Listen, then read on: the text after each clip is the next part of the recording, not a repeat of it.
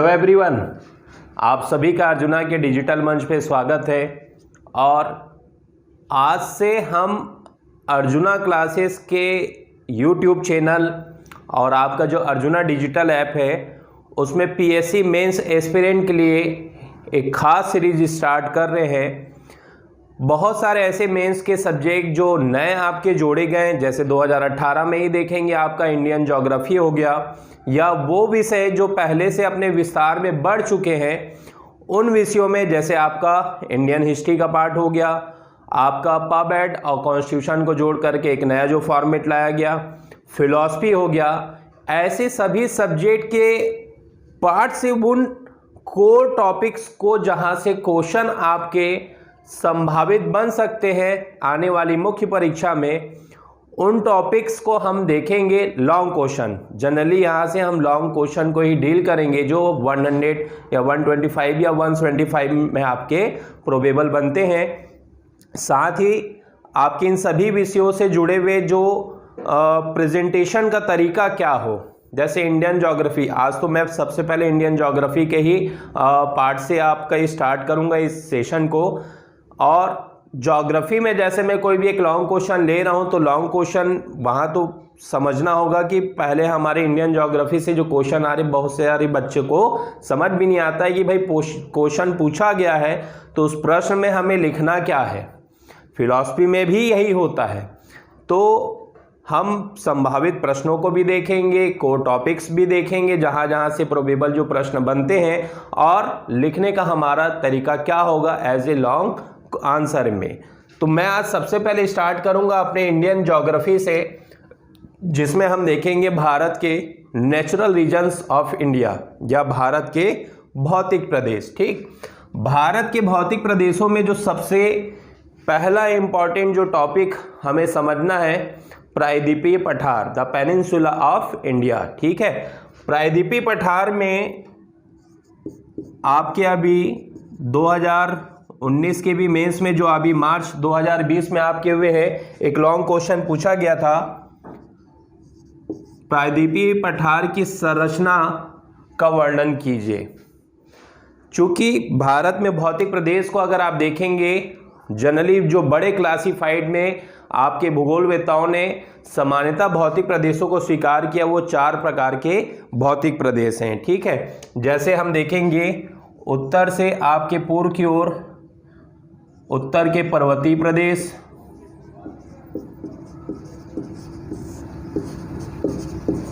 या हिमालय, और इन्हीं हिमालय की सदा नीरा नदियों के द्वारा जो बनाया गया भारत का सबसे समृद्ध भारत का मैदान है उत्तर भारत का मैदान। फिर उत्तर भारत के दक्षिण में देखेंगे तो भारत का सबसे बड़ा जो त्रिभुजाकार आपका भौतिक प्रदेश बनता वो है प्रायद्वीपीय पठार। ठीक है, फोर्थ में देखेंगे तो भारत में आपके तटीय मैदान व द्वीप समूह, फोर्थ फिजिकल रीजन में रखा जाता है। ठीक है, आज हम देखेंगे प्रायद्वीपीय पठार। पहले तो सिंपली समझ लें कि किसी भी फिजिकल रीजन या नेचुरल रीजन, प्राकृतिक प्रदेश कहलाने के लिए क्या अनिवार्य चीजें होती जिसके आधार पर किसी भी महाद्वीप में आपके भौतिक प्रदेशों का निर्माण होता है। राष्ट्रीय स्तर पे भारत के 4 भौतिक प्रदेश हैं। हमारे छत्तीसगढ़ के भूगोल की बात करेंगे तो छत्तीसगढ़ जो है आपके प्रायद्वीपीय पठार के अंतर्गत आता है। फिर छत्तीसगढ़ को रीजनल बेसिस पे उसको क्या बांटा जाता है, आपके उप भौतिक प्रदेशों में।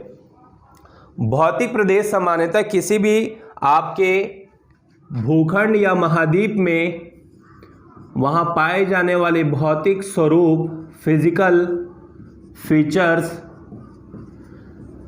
इसको आप स्थल रूप भी कह सकते हैं, लैंडस्केप या धरातली संरचना।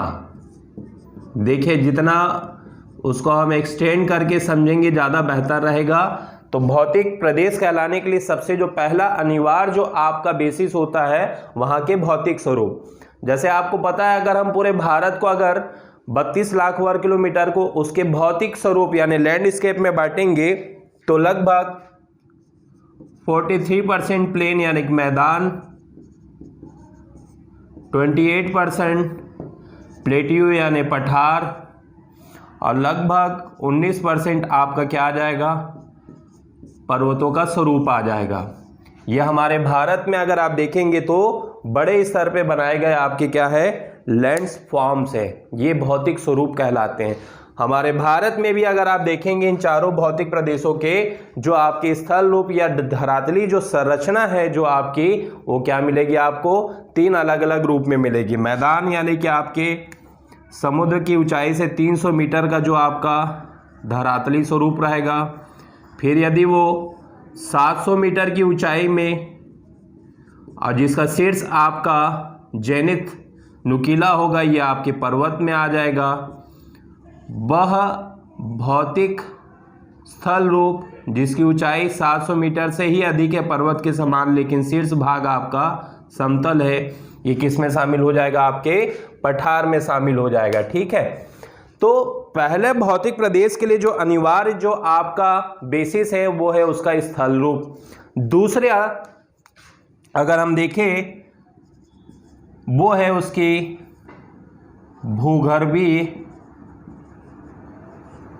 भूगर्भीय संरचना, जियोग्राफिकल स्ट्रक्चर, जो सामान्यतः उसके निर्माण या क्रम समूह में देखेंगे उसके शैल समूह या उस भूखंड के चट्टानों से जुड़ा हुआ प्रत्यक्ष आपका स्वरूप होता है।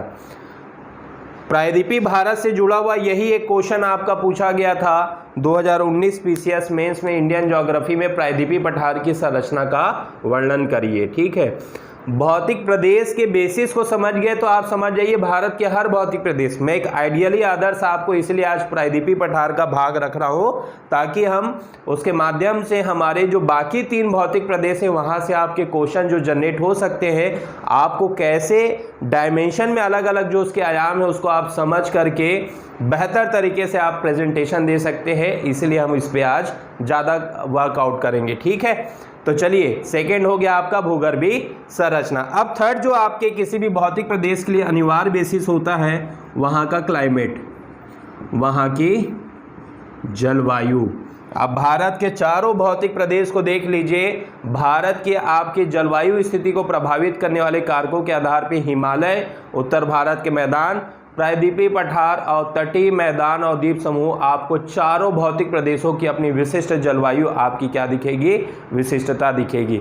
और इसी आधार पे आपके भारत के सभी भौतिक प्रदेश जो है दूसरे भौतिक प्रदेशों से अपने स्थल रूप, संरचना और जलवायु के आधार पे क्या हो जाते हैं, अलग हो जाते हैं और एक विशिष्ट भूखंड के रूप में क्या होते हैं, आपके स्थापित होते हैं। भारत को अनेक भूगोलवेत्ताओं ने जो आपके विश्व की जलवायु का भी अध्ययन कर रहे थे, उन्होंने कहा है कि भारत जो है एशिया महाद्वीप के अंतर्गत स्वयं एक उप महाद्वीप का क्या रखता है, दर्जा रखता है। भारत विविधताओं का देश है और भारत की विविधताओं में सबसे बड़ा जो अगर आप देखेंगे जो प्रत्यक्ष प्रभाव या कारक बनता है आपका, वह है भारत के भौतिक प्रदेश। ठीक, अब हम आते हैं अपने प्रायद्वीपीय पठार में।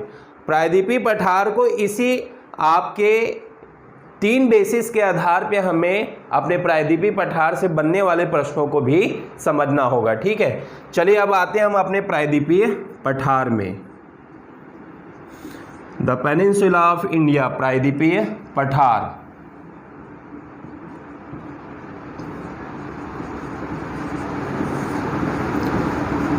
प्रायद्वीपीय पठार जनरल इंट्रोडक्शन मैं एक सामान्य रूप से दे देता हूं भाई, क्या क्या हम किसी भी भौतिक प्रदेश के एक सामान्य परिचय में देखें, क्योंकि यहाँ से आपके इंट्रोडक्टरी क्वेश्चन भी बन सकते हैं। जनरलाइजेशन है ही मेंस में अभी भी, लेकिन जनरलाइजेशन से अगर थोड़ा सा ऑड होकर के एक स्पेशलाइज्ड किसी भी सब्जेक्ट के आपके क्वेश्चन पूछे जाएंगे तो ये हमारे लिए बहुत ज़्यादा आपके यूजफुल भी रहते हैं। ठीक है, प्रायद्वीपीय पठार का सामान्य परिचय।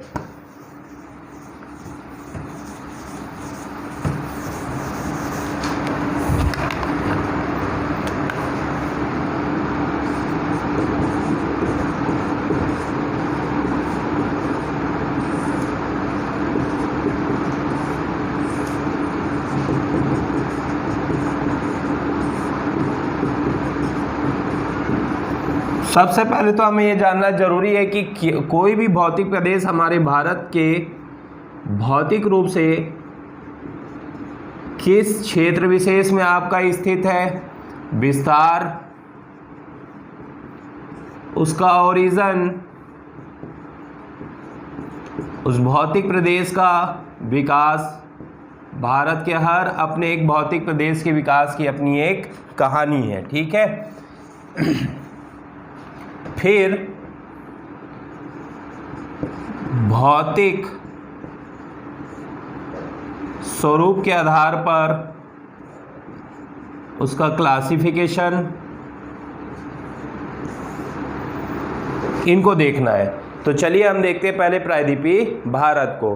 प्रायद्वीपीय भारत को अगर आप देखेंगे अवस्थिति, तो ये भारत में आपके उत्तर भारत के मैदान के दक्षिण में, कहाँ पर, उत्तर भारत के मैदान के दक्षिण में स्थित भारत का सर्व प्राचीन आपका भौतिक रूप से स्थित एक पठार है, जिसको विस्तारित रूप से अगर आप देखेंगे तो ये उत्तर में राजस्थान, अरावली पर्वतमाला इसकी रेंज मानी जाती है आपके उत्तरी सीमांत में। राजस्थान से लेकर के दक्षिण में कुमार अंतरीप,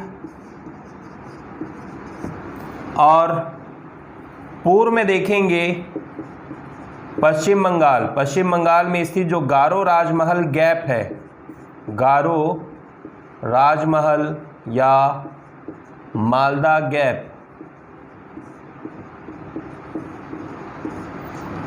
और राजस्थान यानी कि अरावली। पश्चिम बंगाल से लेकर के आपके पूर्व से पश्चिम में देखेंगे तो पश्चिम में स्थित है आपकी गिरी की पहाड़ी या काठियावाड़ प्रायद्वीप क्षेत्र। यह हमारे प्रायद्वीपीय पठार का विस्तार। अवस्थिति कहाँ हुई, उत्तर भारत के मैदान के दक्षिण में। विस्तार देखेंगे उत्तर में राजस्थान, अगर हम राज्य के स्तर पे बोले, लेकिन भौतिक स्वरूप के आधार पे देखेंगे तो अरावली पर्वतमाला से लेकर के दक्षिण में आपके कुमार अंतरीप तक, ठीक। पूर्व में देखेंगे पश्चिम बंगाल, गारो राजमहल या मालदा गैप, और पूर्व पश्चिम तक में आपके देखेंगे तो गिरी पहाड़ी यानी कि काठियावाड़ प्रायद्वीप।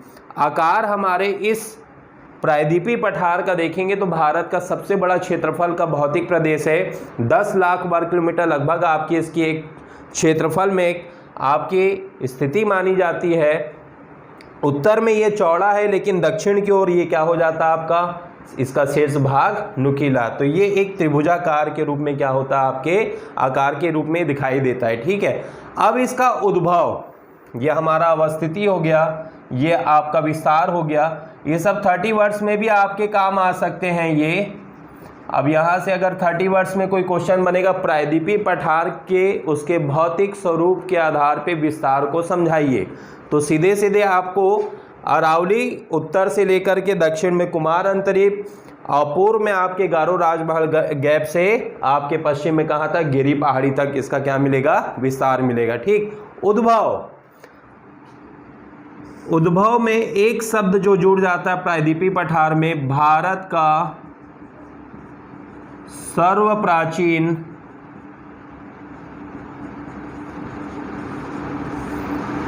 पठार या भूखंड या भौतिक प्रदेश। जैसे मानव के आपके जन्म से लेकर के उसकी आयु को अलग अलग आयु काल में बांटा जाता, वैसे हमारी पृथ्वी के उद्भव से लेकर के वर्तमान तक के काल को आपके क्रोनोलॉजिकल ऑर्डर में भूगर्भवेत्ताओं ने अलग अलग आपके समय में बांटा। सबसे प्राचीनतम जो हमारे पृथ्वी का पहला जो उद्भव का युग माना जाता वह है आपका कैम्ब्रियन युग, कैम्ब्रियन युग। और इस उद्भव के कैम्ब्रियन युग के आधार पे ही आपके प्रायद्वीपीय पठार के भौतिक स्वरूप और धरातली संरचनाओं को लेकर की उसकी विशेषताओं का एक प्रश्न बन सकता है लॉन्ग में, जिसमें प्रायद्वीप के भौतिक स्वरूप व संरचना की विशेषताओं का वर्णन करें।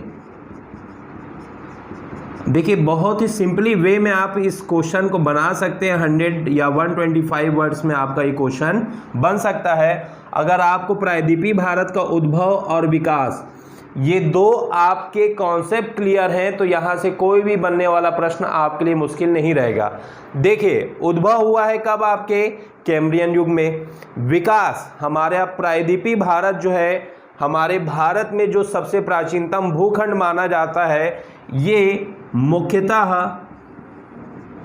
गोंडवाना भूमि या गोंडवाना लैंड के विस्थापन से विकसित हुआ है। ये शब्द को याद रखिएगा। यही एक क्वेश्चन आपका एक और बन सकता है 100 वर्ड्स में यहाँ पर, इसके विकास को लेकर के कि प्रायद्वीपीय भारत या फिर प्रायद्वीपीय भारत के अलावा भारत में गोंडवाना भूमि के विस्थापन को समझाइए। To describe the disruption of Gondwana land in India. ठीक है, ये उद्भव और विकास, ये अगर दो चीज़ें आप कॉन्सेप्चुअली अच्छे से समझ जा रहे हैं प्रायद्वीपीय भारत में, तो मान के चलिए इससे बनने वाले जितने भी एनालिटिकल इस प्रायद्वीपीय भारत के आपके लैंड फॉर्म्स को लेकर के या फिर आपके जियोग्राफिकल स्ट्रक्चर को लेकर के जो भी आपके मन में डाउट्स है वो पूरे क्लियर हो जाएंगे। चलिए उद्भव और विकास दोनों को लेते हुए हम अपने प्रायद्वीप के भौतिक स्वरूप व संरचना की विशेषताओं से जुड़े हुए जो आपके प्रश्न बन सकते हैं उसको यहाँ पर हम इसको डील करते हैं कि कैसे हम प्रायद्वीपीय भारत की भौतिक स्वरूप व संरचना की विशेषताओं को लिखेंगे, किन बिंदुओं के संदर्भ में? उद्भव और विकास के संदर्भ में। ठीक, इसका उद्भव हुआ है आपके कैम्ब्रियन युग में। मैं इस प्रश्न को बॉटम से टॉप में यहाँ पर राइट कर देता हूँ। प्रायद्वीपीय भारत के भौतिक स्वरूप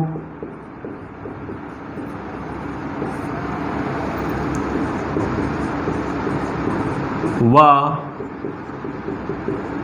संरचना से संबद्ध विशेषता या विशिष्टता का उल्लेख करें। तो सबसे पहले आपको इस लॉन्ग क्वेश्चन में आंसर में हमें प्रायद्वीपीय भारत के उद्भव, अब ये जो प्रश्न दिया हुआ है हमें टू द पॉइंट में बिंदुवार क्या है इसे डील करना है। ठीक, 100 या 125 वर्ड्स मैक्सिमम मान के चलिए 8 to 9 लाइंस में आपको इस प्रश्न को पूरा क्या करना है, इस प्रश्न के अनुसार आपको पूरा अपना उत्तर लिखना है। ठीक, सबसे पहले आप सीक्वेंस में लिख दीजिए यहाँ पर प्रायद्वीपीय भारत के भौतिक स्वरूप को और आपके संरचना। तो इसका उद्भव हुआ है आपका कब? कैम्ब्रियन काल में। उद्भव कैम्ब्रियन काल, यहीं से हमारी 4 विशेषताएं निकलेंगी। उद्भव कैम्ब्रियन काल में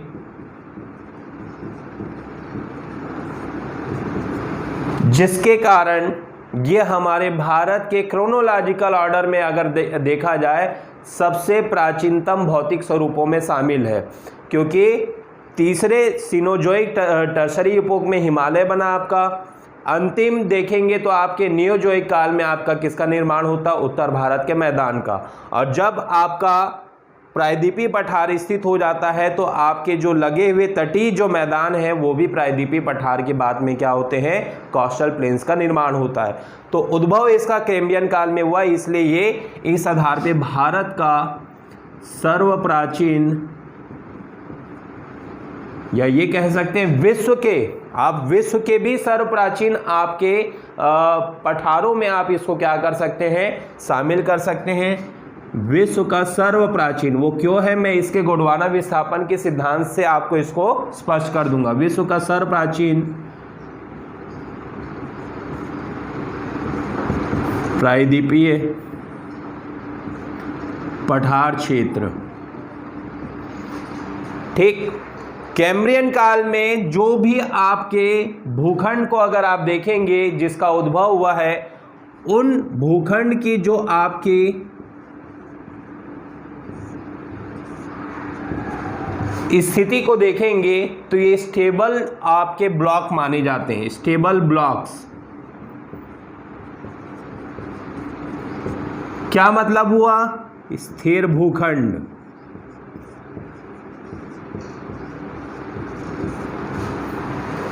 विश्व के प्राचीनतम आर्कियन वनीस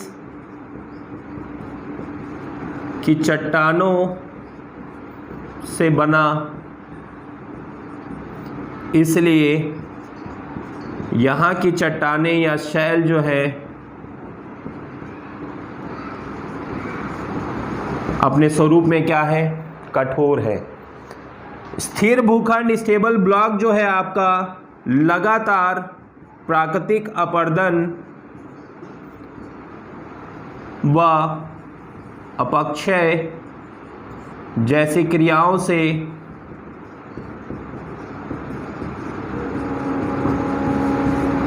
लगातार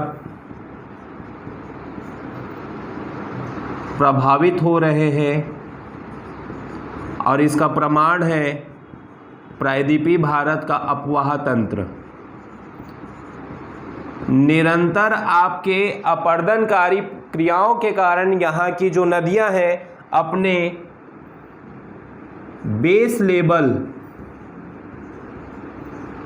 या आधार तल को प्राप्त कर चुकी है। केवल मैंने उद्भव के ही आधार पे आपके इस पेनिनसुला ऑफ इंडिया के भौतिक स्वरूप को लेकर के मैंने 4 से 5 यहाँ पर आपको क्या बता दिए, उसकी विशिष्टताओं को बता दिया। ये एक बहुत अच्छा एक क्रमवाह प्रवाह रूप से आप क्या कर सकते हैं, एक छोटे छोटे सेंटेंस में भी इसको क्या कर सकते हैं, डील कर सकते हैं। ठीक, अब हम आते हैं इस प्रायद्वीपीय भारत के उत्थान को लेकर के जो आपके विकास, ये मैंने उद्भव से रिलेटेड आपको बताया। अब इस प्रायद्वीपीय भारत का जो उद्भव हुआ है प्री कैम्ब्रियन में, विकास डेवलपमेंट के लिए एक बहुत महत्वपूर्ण बात आती है आपके गोंडवाना भूमि का विस्थापन। गोंडवाना भूमि का विस्थापन सिद्धांत। देखिए, गोंडवाना भूमि का विस्थापन, अगर आप, मैंने यहाँ पर कहा था कि विश्व का सबसे प्राचीनतम आपका पठारी क्षेत्र या भूखंड माना जाता है। क्यों? क्योंकि हमारा प्रायद्वीपीय जो भारत है ये गोंडवाना लैंड का क्या माना जाता है, आपका अभिन्न हिस्सा माना जाता है, या गोंडवाना लैंड की या गोंडवाना भूमि के ही अंतर्गत शामिल किया जाता है। वेगनर विश्व के एक ऐसे भूगोलवेत्ता है, वेगनर, जिन्होंने महाद्वीपीय विस्थापन का सिद्धांत दिया, महाद्वीपीय विस्थापन का सिद्धांत दिया, और इस महाद्वीपीय विस्थापन के सिद्धांत के माध्यम से उन्होंने एक मत को स्थापित किया कि विश्व में सबसे पहले आपके पेंजिया नामक महाद्वीप था, और अवसादी या सागरी क्षेत्र के रूप में पेंथलासा नामक महासागर। और जो महाद्वीप थे, जब हम पढ़ते हैं ज्योग्राफी तो आपको इतना पता होगा, हमारे महाद्वीप का जो ऊपरी भाग होता है वो सियाल का बना होता है, और उसके बाद का जो आंतरिक भाग होता है उसको कहा जाता है आपका सीमा। फिर आपके निफे के रूप में कोर एरिया आ जाता है। वेगनर कहते हैं कि विश्व के पहले सभी महाद्वीप जो थे आपके आपस में जुड़े हुए थे, जो सियाल रूप आपके महाद्वीप के ऊपरी खंड के रूप में थे, लेकिन ये सियाल जो था सीमा जैसे तरल आपके द्रव्य के ऊपर क्या था आपका स्थापित था। सीमा के स्थान में परिवर्तन होने से ऊपरी जो आपका सियाल का भाग था ये भी आपके विश्व में आपके भूमि के संचलन से अलग अलग 7 महाद्वीपों में, जैसे नॉर्थ अमेरिका हो गया आपका, साउथ अमेरिका, मध्य में आपका अफ्रीका, और उत्तरी उसमें देखेंगे तो आपका यूरोप, एशिया और ऑस्ट्रेलिया, ये सभी जो हैं आपके सीमा जैसे तरल द्रव के ऊपर, जो आपके सीमा के ऊपर जो सियाल जैसे आपके महाद्वीपीय खंड थे, इनके अलग अलग भाग में टूटने से 7 महाद्वीपों की स्थिति क्या होती है, निर्मित होती है। और वैज्ञानिक ने ही कहा कि ये जो गोंडवाना भूमि का जो आपका भूखंड है महाद्वीपीय विस्थापन के माध्यम से, आप ब्राज़ील की भूमि का खंड ले लीजिए, मध्य अफ्रीका, भारत में प्रायद्वीप और ऑस्ट्रेलिया, इन चारों ही आपके देशों की जो भूमि का जो खंड है वो विश्व की प्राचीनतम किसका, आपका गोंडवाना भूमि का ही एक भाग माना जाता है, जो निरंतर सीमा जैसे आपके तरल द्रव्य के आपके भूमि संचलन से ये टूट करके आपके विश्व के अलग अलग महाद्वीपों में क्या हुआ, स्थापित हुआ। और हमारे भारत में ये अगर आप देखेंगे गोंडवाना लैंड का जो भाग था ये अफ्रीका से टूटकर उत्तरी प्लेट की ओर जब खिसकने से अगर आप देखेंगे तो मध्य में आपके इस गोंडवाना भूमि का भाग क्या हुआ, आपका स्थापित हुआ। तो प्रायद्वीपीय भारत का विकास जो है गोंडवाना भूमि के विस्थापन के आपकी प्रक्रिया से क्या होता है, आपका पूर्ण होता है। जब अफ्रीका का भाग गोंडवाना भूमि का टूट करके हमारे प्रायद्वीपीय भारत में स्थापित हुआ, और इसका प्रमाण माना जाता है, क्या प्रमाण माना जाता है इसका विकास का, प्रायद्वीप में आपके भ्रंश के प्रमाण,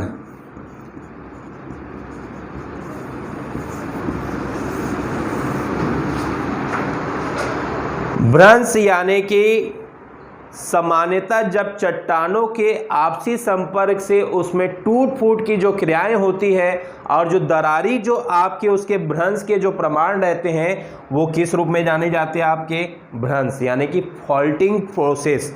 हमारा प्रायद्वीपीय भारत जो है ऐसे कई फॉल्टिंग प्रोसेस को सिद्ध करता है, जिसमें एक आपका सबसे बड़ा उदाहरण है हमारा पश्चिमी घाट। पश्चिमी घाट इस गोंडवाना भूमि के विस्थापन का प्रत्यक्ष प्रमाण माना जाता है, जो हमारे प्रायद्वीप के आपके सीमांत में अगर आप देखेंगे पश्चिम में गुजरात से लेकर के केरल तक आपके एक भ्रंश दरार स्क्रैपमेंट के रूप में क्या है, आपका स्थापित है। और इसी भ्रंशन के प्रमाण पश्चिमी घाट के कारण आपके प्रायद्वीप का ढाल जो है दक्षिण से आपके पूर्व की ओर माना जाता है। यहां से क्वेश्चन बना था कि प्रायद्वीपीय भारत की अधिकांश नदियां जो हैं आपकी, क्या कारण है जो पश्चिम से पूर्व की ओर ही आपके प्रवाहित होती हैं। महानदी, कृष्णा, गोदावरी, कावेरी, ठीक है, ये 4 सबसे बड़े आपके प्रायद्वीपीय अववाह तंत्र हैं। इनका प्रवाह किस तरफ है, आपके पूर्व की ओर। पश्चिमी घाट की तरफ से आपकी अधिकांश नदियां उद्गमित होकर के बंगाल की खाड़ी में आपके विसर्जित होती है। उसका कारण क्या है, पश्चिमी घाट जो भ्रंशन के रूप में आपके स्थापित है, पश्चिम की ओर अधिक झुका होने के कारण इस भौतिक प्रदेश का ढाल जो है आपके किस तरफ हो जाता है, दक्षिण पूर्व की ओर। इसलिए अधिकांश नदियां जो है आपकी प्रायद्वीपीय भारत की पूर्व की ओर बहते हुए बंगाल की खाड़ी में अपना क्या करती है, विसर्जन। यहां तक कि अगर आप देखेंगे ब्रह्मपुत्र और गंगा का भी जो अगर आप देखेंगे प्रभाव, विंध्याचल पर्वतमाला सबसे बड़ा भारत का जल विभाजक है, जिसके कारण ये आपके किस ओर आपके आकर्षित होती है, बड़े सागरीय क्षेत्र बंगाल की खाड़ी की ओर। तो विकास में गोंडवाना भूमि का विस्थापन है। मैं अपने नेक्स्ट लेक्चर में इस सिद्धांत को बहुत अच्छे से आपको समझाऊंगा। आज हम पहले देख रहे हैं प्रायद्वीपीय भारत के भौतिक स्वरूप और संरचना से संबंधित। तो इसकी संरचना को अगर आप देखेंगे, अब ये गोंडवाना भूमि का भी भाग आ गया, तो अब संरचना से रिलेटेड हमारे क्या क्या यहाँ पर विशेषताएं आ सकती हैं। ठीक, सबसे पहला भूगर्भीय संरचना भूगर्भीय संरचना में प्राचीन से लेकर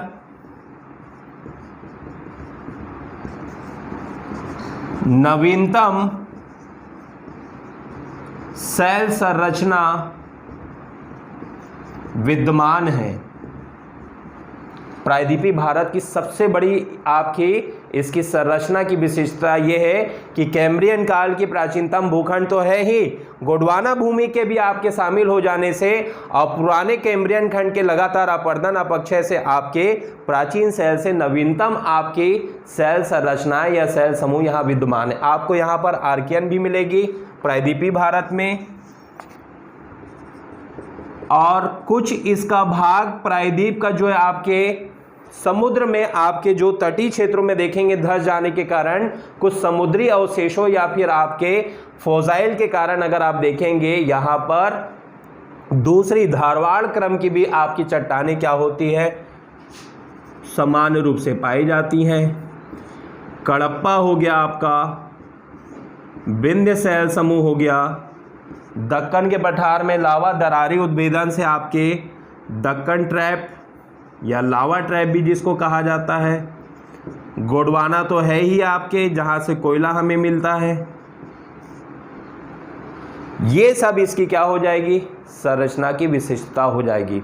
और इसीलिए भारत में प्रायद्वीपीय पठार को खनिजों की भूमि के नाम से क्या किया जाता है, पुकारा जाता है। भारत में सर्वाधिक जो समृद्ध भूखंड जहां पर भारत में प्राचीनतम सेलों से नवीनतम सेल समूह में आपके सर्वाधिक खनिज पाए जाते, चाहे आप लोहा ले लीजिए, चाहे आप कोयला का ले लीजिए भाग, चाहे आप अवसादी उसमें देखेंगे सेडिमेंट्री में आपका कडप्पा हो गया, बलुआ पत्थर हो गया, संगमरमर हो गया, अधिकांश का जो आपका आदर्श स्थल माना जाता भौतिक प्रदेश में वो प्रायद्वीपीय पठार है। ठीक, तो ये एक क्वेश्चन हो गया।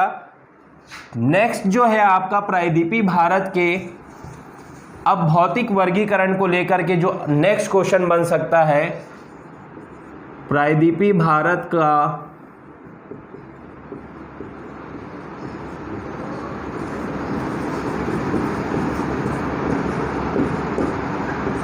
भौतिक वर्गीकरण स्पष्ट करें। जब हम प्रायद्वीपीय भारत को देखते हैं, चूंकि पठार सर्वाधिक है इसलिए इस भौतिक प्रदेश को प्रायद्वीप क्यों कहा गया, तीन ओर से आपके समुद्र से घिरा हुआ, बंगाल की खाड़ी, अरब सागर पश्चिम में और दक्षिण में आपका हिंद महासागर, तीन ओर से बड़ा भूखंड जो आपके जल से घिरा हुआ इसलिए प्रायद्वीप कहा गया।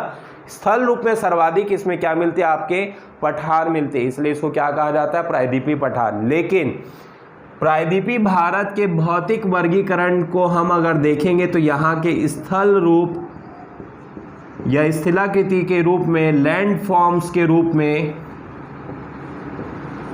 अगर भौतिक वर्गीकरण पूछ रहा है तो सीधे सीधे आपको ये समझ में आ जाना चाहिए कि आपके प्रायद्वीपीय भारत के लैंड फॉर्म्स यानी स्थल रूप को पूछ रहा। और प्रायद्वीपीय भारत का जो लैंड फॉर्म्स है वो दो आपके स्पष्ट लैंड फॉर्म से बनता है, एक पर्वत और दूसरा आपका पठार।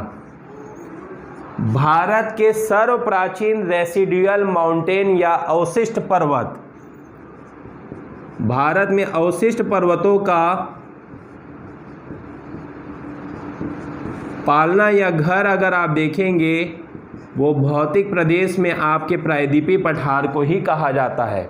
यहाँ पर्वत निर्माणकारी घटनाओं से ये भौतिक भूखंड आपका प्रभावित नहीं रहा।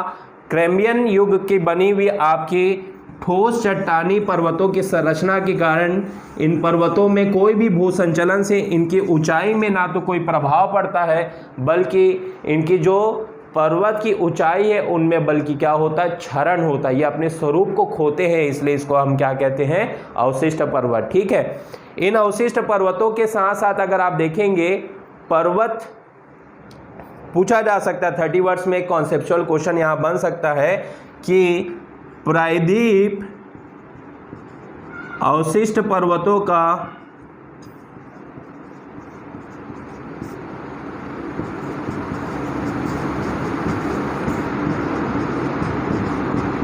आदर्श भौतिक प्रदेश या आदर्श भूखंड कहा जाता है? कारण स्पष्ट करें। अब बिल्कुल ऐसे कई कॉन्सेप्चुअल क्वेश्चन आपके इंडियन ज्योग्राफी में बनते ही हैं, हम वहां पर समझ नहीं पाते कि आखिर हम किस पार्ट को लेकर के अपने आंसर को वहां पर शुरू करें। ठीक, अवशिष्ट पर्वत क्यों है? क्योंकि कैम्ब्रियन युग में बना हुआ भूखंड है। मैंने आपको पहले ही बताया पर्वतों की भी जो संरचना होती है, उनकी चट्टानी जो आपकी जो संरचना होती है उसके आधार पे उनके स्वरूप को बांटा जाता है। हिमालय के पर्वत जो है आपके न्यू फोल्डेड माउंटेन में है, क्योंकि इन पर्वतों की संरचना जो टर्सरी युग की अवसादी चट्टानों से बनी हुई है।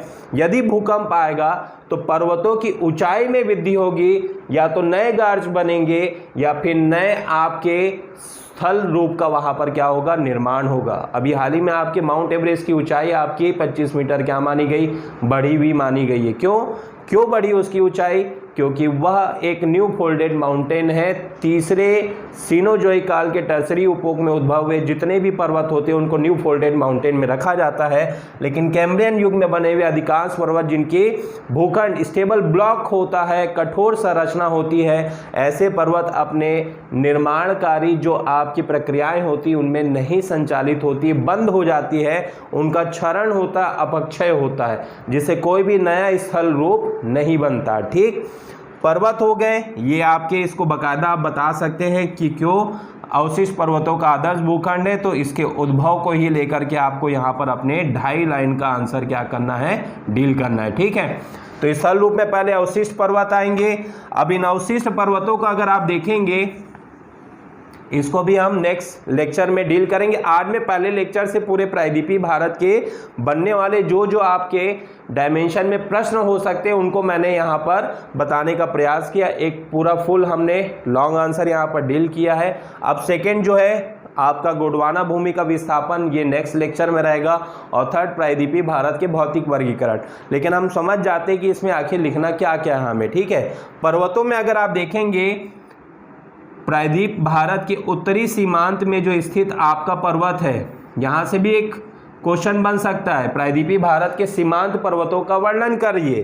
तो सीधे सीधे आप लिख सकते हैं उत्तरी सीमांत में अरावली,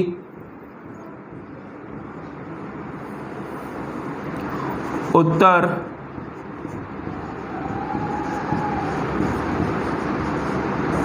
पश्चिमी या उत्तर, हाँ ठीक, उत्तर पश्चिम सीमांत में अगर आप देखेंगे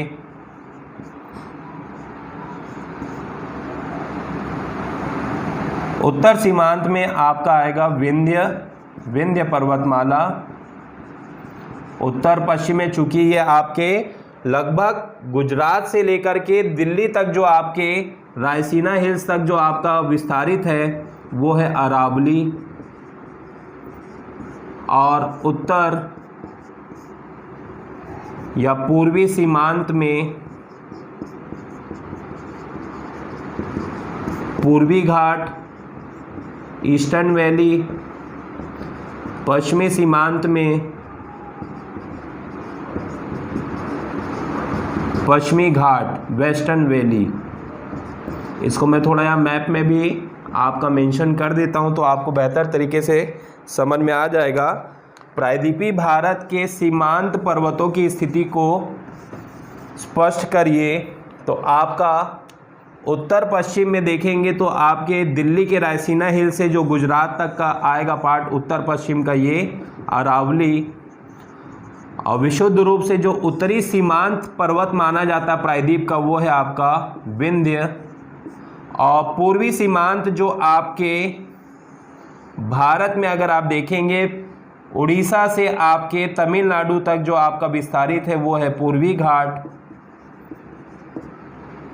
लगभग महाराष्ट्र से लेकर केरल तक जो आपका सीमांत पर्वत है वो है पश्चिमी घाट। आंतरिक पर्वत श्रेणियों में अगर आप देखेंगे प्रायद्वीप में आप लिख सकते हैं बाकायदा सतपुड़ा की मैकल श्रेणी, विंध्य की और सतपुड़ा के नीचे लगी हुई एक आपकी अजंता श्रेणी, विंध्य पर्वतमाला की जो आपकी सीमांत श्रेणी आती कैमूर,